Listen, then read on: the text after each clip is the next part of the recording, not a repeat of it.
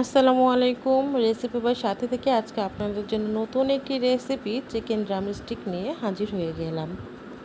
বাচ্চাদের স্কুলের টিফিন অথবা সন্ধ্যার নাস্তায় একটু নাস্তা দেওয়া লাগে বাচ্চাদের, এই কারণে খুব সহজে তৈরি করে ফেলতে পারেন এই ড্রামস্টিকটা এবং ফ্রোজেন করেও রাখতে পারেন। তা আসুন দেখে নিই কীভাবে করলাম। আমি এখানে 1 কেজি মানে 10 পিস মুরগির লেগ পিস নিয়েছি এবং এখানে আমি আমার পরিমাণ মতো লবণ দিয়ে দিয়েছি এবং অবশ্যই এখানে ভুলবেন না এক ফালি লেবু চিপে দেওয়ার কথা। আমি লেবুর সাথে লেবুর খোসাটাও দিয়ে দেবো গন্ধটার কারণে, কেননা অনেক সময় বাচ্চারা বা বড়রাও কমপ্লেন করে থাকে এইখানে মুরগির একটা আষ্টা গন্ধ পাওয়া যায়, যেটা কাঁচা গন্ধ বলে। তাই লেবুটা দিলে আসলে গন্ধটা থাকে না। এরপরে আমি এখানে পর্যাপ্ত পরিমাণ পানি দিয়ে ঢাকনা দিয়ে চুলায় এটা খুব ভালোভাবে সিদ্ধ করব। মোটামুটি 10 থেকে 15 মিনিটের ভিতরে আপনার এটা খুব ভালো মতো সিদ্ধ হয়ে যাবে। সিদ্ধ হয়ে গেলে এবার আমি হাড্ডি থেকে মাংসগুলো হাত দিয়ে ভালোভাবে খুলে আলাদা করে নিব। হাড্ডিগুলো আলাদা থাকবে এবং মাংসগুলো আলাদা থাকবে। হ্যাঁ, মনে রাখতে হবে যেহেতু এটা আমার চিকেন ড্রামস্টিক, হাড্ডিগুলো এখানে ফেলা যাবে না। এই হাড্ডিগুলোই পরে আবার আমি কাজে লাগাবো। তো এভাবে আমি একে একে করে সবগুলোর মাংস আলাদাভাবে খুলে নিয়েছি। এখন আমি একটা ব্লেন্ডারে যেটাতে কিমা করে সেই অপশনটাতে আমি এখানে মাংসগুলো দিয়ে কিমা করে নিব। কিন্তু এখানে আমি একেবারে মিহি কুচি করে ফেলিনি, একটু আস্ত দানাদার রেখেছি। এই কারণেই যেন এটা আমার দাঁতের তলে পড়লে আমার একটু ভালো লাগে বা ফাইবারটা বোঝা যায়। এই যে আমার সম্পূর্ণ মাংসগুলো এই রকম কুচি কুচি করে নিয়েছি, আপনারা দেখলে বুঝতে পারবেন যে আমি কিভাবে নিয়েছি। ড্রামস্টিক তৈরি করতে কিন্তু আলু লাগে, এর জন্য আমি অন্যদিকে 5 টুকরা আলু সিদ্ধ করে নিয়েছি এবং হাত দিয়ে ভেঙে এগুলো মুরগির গোশের ভিতরে দিয়ে দিব। প্রত্যেকটা খুব ভালোভাবে ভাঙতে হবে, আলুগুলো যেন কোথাও গোটা না থাকে। আমার আলুগুলো এখানে সবগুলো আমি এভাবে ভেঙে ভেঙে দিয়ে দিলাম। এখন আমি সব মশলাগুলো এর মধ্যে মিশিয়ে নিব।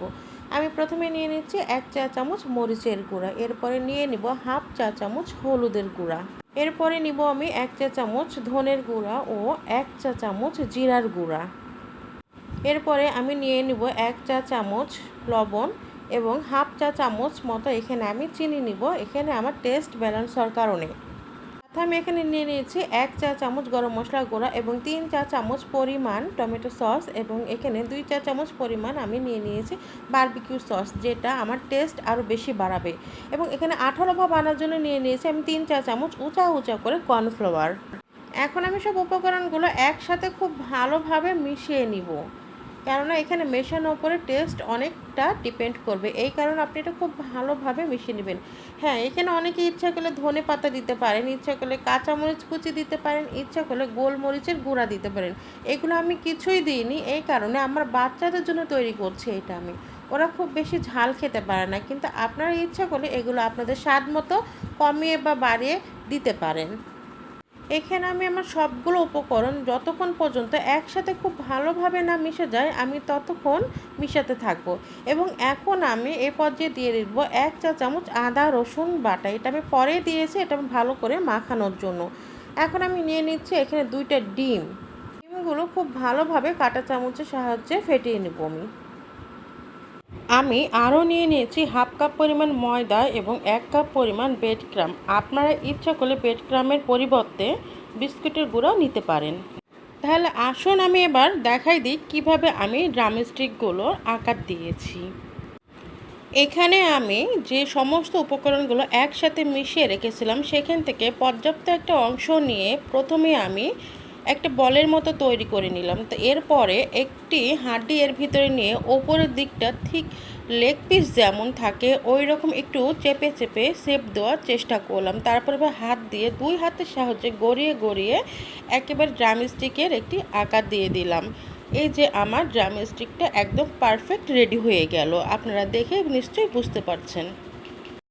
ঠিক একইভাবে আমি আরও একটি আপনাদেরকে এভাবে বানিয়ে দেখিয়ে দিচ্ছি। আপনারা ইচ্ছা করলে এখানে আরও কম বা বেশি নিয়ে তৈরি করতে পারেন, কোনো প্রবলেম নাই। এভাবে আমার 10টা ড্রামস্টিক তৈরি হয়ে গেলো এবং কিছু অংশ বেঁচে ছিল সেটা দিয়ে আমি কাটলেট বানিয়ে নিয়েছি। এখন আমি প্রত্যেক